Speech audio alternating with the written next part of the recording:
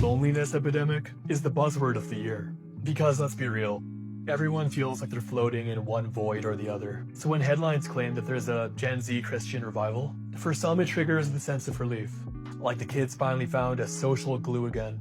I'm not here to dump on anyone finding peace. If you found a community that makes you feel whole, that's an objective win.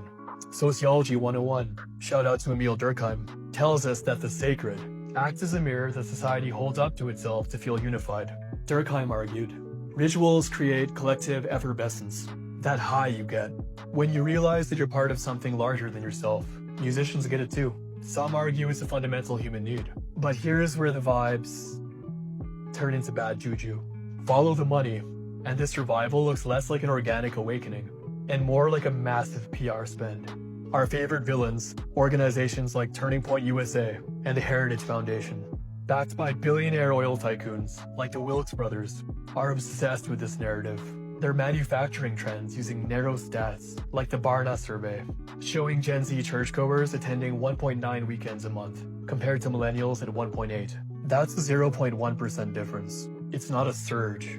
It's just the people already in the building, staying for maybe an extra 10 minutes, or some people attending an average of one more time a year, if you were to look at it that way. Check the actual population math, and the story flips. Gen Z is the most secular generation ever. About 39% are nuns, and young women are leaving at record rates. So why the fake revival narrative? Because historically, the right has been known to use religion as a Trojan horse for dark economic policy. In the 1930s, corporate leaders paid preachers to call the New Deal unchristian through a group called spiritual mobilization. The logic? If charity is a private religious duty, then you can justify gutting public services. It turns community into a gated neighborhood.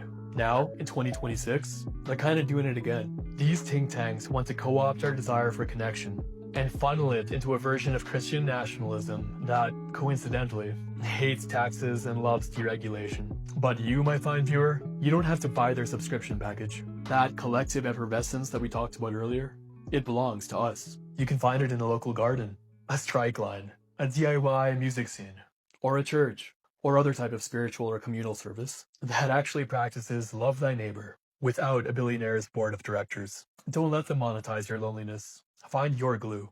Just make sure it wasn't manufactured in a Turning Point USA boardroom. Looking forward to hearing your thoughts in the comments. Ciao.